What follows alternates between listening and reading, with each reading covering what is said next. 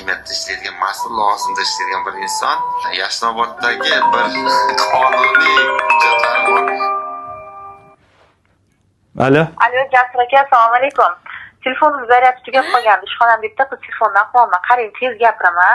Shuni oyim ko'rib kelsam maylimi, yo'qdi men. O'tgan safar ham so'ragandim. Yo'q, men shunda boraman, kelaman. Yo'qdi, men faqat men ham oyimni sog'indim. Men ham odamman. Bir oydan oshib ketdi bormaganimga. Yo'q, sizchi? Yo'qdi deb, shunda borib kelaman, bo'ldi. Boshqa ishlar so'ramayman sizdan. Iltimos, yo'qdi men. Har safar bilaman siz nima deyishingizni. Yo'q deysiz, yo'q deysiz, yo'q deysiz. Gapirsa maylimi? Men so'rayman, yo'q deysiz. Shuni borib keling, boshqa ishlar so'ramayman. Yo'qdi men, iltimos borib keling. Boring, yotib kelavering. Voy, rahmat.